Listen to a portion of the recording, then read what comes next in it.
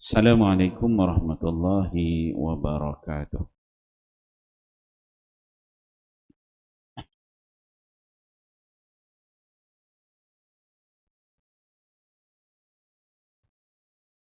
Ilmu dan zikir, kelebihan mengingati Allah Subhanahu wa taala. Hadis ke-97.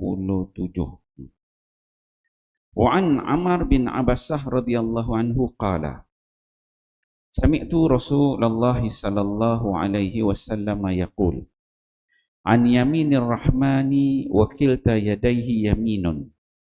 Rijalun laysu bi anbiya'a wala syuhada'a. Yaghsha bayadu wujuhihim nazaran nazirin. Yaghbituhum an-nabiyyuna wasyuhada'u bimaq'adihim wa qurbihim minallahi azza wa jal. Qila, ya Rasulullah, man hum? Qala, hum jumma'un min nawazi'il qabail. Yajtami'una ala dhikrillahi fayantaquna atayibal kalami. Kama yantaqi akilut tamri atayibah. Rawahu Tabrani wa rijalahu mausuqun Majmu' Az-Zawaid. Sayyidina Ammar bin Abassah radhiyallahu anhu berkata, saya tengah mendengar Rasulullah sallallahu alaihi wasallam bersabda, di sebelah kanan Tuhan Ar-Rahman sedangkan kedua-dua tangannya ialah kanan. Akan ada orang-orang yang bukanlah para nabi dan bukan para syuhada. Cahaya wajah mereka menarik perhatian orang-orang yang memandang.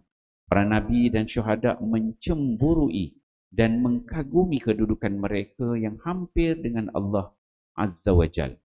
Ada orang bertanya, ya Rasulullah, siapakah mereka? Baginda sallallahu alaihi wasallam menjawab, mereka ialah orang-orang yang datang dari pelbagai kabilah meninggalkan keluarga dan sanak saudara, berhimpun di suatu tempat semata-mata untuk mengingat Allah, dan mereka berhati-hati memilih perkataan yang baik-baik dalam berbicara, sebagaimana orang memilih tamar yang baik dari timbunan tamar untuk makan.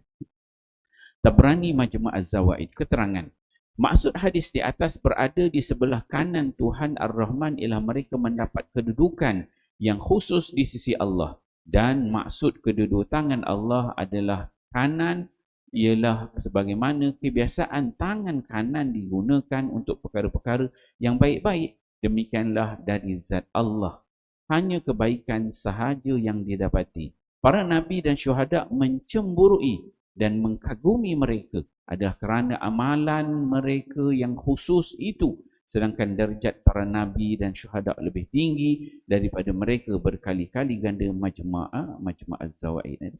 Alhamdulillah, tuan-tuan dia, pagi ini kita membaca satu hadis Nabi sallallahu alaihi wasallam.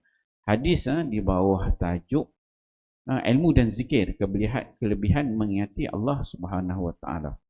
Hadis ini diriwayatkan oleh Ammar bin As-Sabah. Namanya agak jarang kita dengar. Ini salah seorang sahabat Nabi sallallahu alaihi wasallam. Sebelum ni kita ada ceritakan tentang Abu Zar Al-Ghifari. Di Abu Zar Al-Ghifari dengan Ammar bin As-Sabah ni dia adik-beradik. Dia ni antara disebutkan as-sabiqun al-awwalun, antara orang yang awal-awal memeluk Islam zaman Nabi sallallahu alaihi wasallam, berada di Mekah lagi.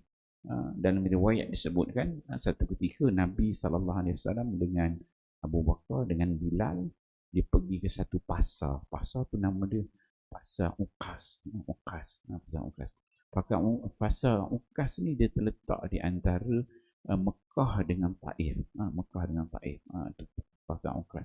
Masa Nabi berada di Pasar Uqas tu lah, Nabi, Abu Bakar dan Bilal ada. Pada ketika itu Ammar bin As-Sabah ni dia datang jumpa Nabi sallallahu alaihi wasallam.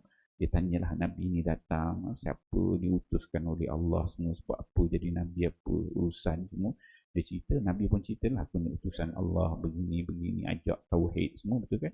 Dan pada ketika itu Ammar bin As-Sabah ni dia beriman kepada Nabi sallallahu alaihi wasallam, menyatakan syahadah dia kepada Nabi sallallahu alaihi wasallam.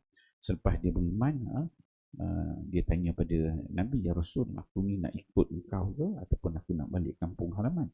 Nabi dia kata pada Ammar bin As-Sabah, kau pergi balik kampung kau balik lah. Berdakwah kat sana supaya orang kampung kau semua masuk Islam. So dia berdakwah sampai Nabi hijrah ke Madinah, kemudian sampai Amul Fathi, Nabi balik ke Mekah, balik buka kota Mekah, ketika itu baru Ammar bin Asabah ni jumpa Nabi sallallahu alaihi wasallam. Jadi ada beberapa hadis yang diriwayatkan. Dalam hadis ini Ammar ni dia dengar Nabi sallallahu alaihi wasallam bersabda, kata Nabi, an yaminir rahmani kilta yadayhi yaminun. Allah ni bila disebut tentang tangan, dia akan sebut kanan, dan kedua-duanya kanan. Ini bentuk-bentuk mutasyabihat lah. Bentuk-bentuk mutasyabihat. Kita jangan terjemah, jangan usik benda-benda macam ni, ayat-ayat akidah. Kita baca begitu aja. Kemudian kata Nabi SAW, maksudnya Allah ni nanti di hari akhirat nanti, dia akan ada orang yang berada di tempat yang khusus, tempat yang hebat, tempat yang tinggi, grandstand. Yang mana kata Nabi, laisu minal anbiya wala syuhada, bukan Nabi dan juga golongan yang mati syahid. Yang mana kata Nabi orang ni, dia kata, yaghsha bayadun wujuhihim nazra nazirin, diliputi putih dia punya muka dia. Orang tengok nampak putih je dari jauh. Tempat letak grandstand dekat dengan Allah Subhanahu wa taala, dia kata. Kemudian kata Nabi, yaghbituhum nabiyyun wa syuhada, golongan para nabi ni duk cemburu, jealous. Mati syahid pun, syuhada pun dia jealous bimaq'adihim, dengan tempat grandstandnya itu, dan juga wa qurbihim minallah, dan nampak ni dekat dengan Allah Subhanahu wa taala. Jealous, Nabi pun jealous.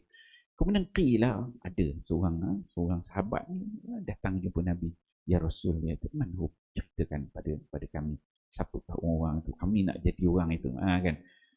Kemudian kata Nabi sallallahu alaihi wasallam, humul jumma'un min nawazil qaba'i, mereka ni orang biasa aja, marhain lah macam kita, yang mana dari kabilah yang berbagai-bagai, banyak suku kaum. Melayu ada, mungkin Jawa, mungkin Bendeling, kan, semua orang biasa, dia kata. Kemudian kata Nabi, apa yang dia buat sebab dia jadi macam tu? Yajtami'una ala zikrillah, mereka ni datang berkumpul dekat rumah Allah, baca kitab Allah, duduk sama-sama zikir kepada Allah Subhanahu wa taala. Kemudian kata Nabi sallallahu alaihi wasallam, yang ujung ni menarik, ayat hadis Nabi. Nabi kata, fayang takuna atayibal kalam kama yang taqi akilut tamri atayibah. Kata Nabi sallallahu alaihi wasallam, mereka ni bukan setakat kumpul je, tapi mereka ni merupakan orang-orang yang kalau nak bercakap, kalau dia nak berkata-kata, kalau dia nak bersembang, kalau dia nak bergebang, dia akan atayibah kalam.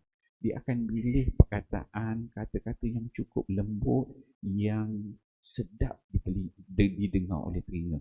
Dia tak guna bahasa yang kasar, dia tak guna bahasa yang keras, dia tak guna bahasa yang menyakitkan hati orang. Yang takuna atayibal kalam. Maksud cakap dia senang, kita dengar pun baik, lembut aja. Bahasa yang digunakan ni, golongan yang datang ni. Kemudian kata Nabi SAW, kama yang taqi akilut tamri atayibah, sebagaimana orang dia memilih tamar yang baik untuk dimakan. Kalau macam kita ada buah-buah, kan, kita ada buah tak ada rosak, ada yang busuk, kan, jadi kita akan pilih yang cantik, yang baik. Jadi orang ni yang datang zikir ni, bila dia bercakap, dia jaga kalam dia, kata-kata dia bahasa yang lembut. Mungkin dia boleh gunakan bahasa yang kasar, ada 2-3 bahasa, tapi dia pilih bahasa yang paling lembut. Dia guna, tak ada sakit hati orang busuk nak tengok, cukup beradab. Ini akhlak-akhlak yang diajarkan oleh Nabi sallallahu alaihi wasallam. Bukan kita datang aja majlis-majlis ilmu, majlis zikir, tapi dia membina akhlak yang mulia. Maksud kata-kata, sebutan, teguran, itu perlu kita belajar daripada hadis ini. Kalau nak dapat tadi apa kelebihan dia? Duduk grandstand, muka putih dekat dengan Allah Subhanahu wa taala di hari akhirat. Insya-Allah tuan-tuan dia, kita dengar hadis-hadis begini, moga ia menjadi suntikan dalam diri kita untuk kita jadi lebih baik amal ibadat dan jaga lidah kita daripada perkara-perkara yang tidak disenangi. Insya-Allah kita fahami amal dan sampaikan wallahu a'lam. Sallallahu ala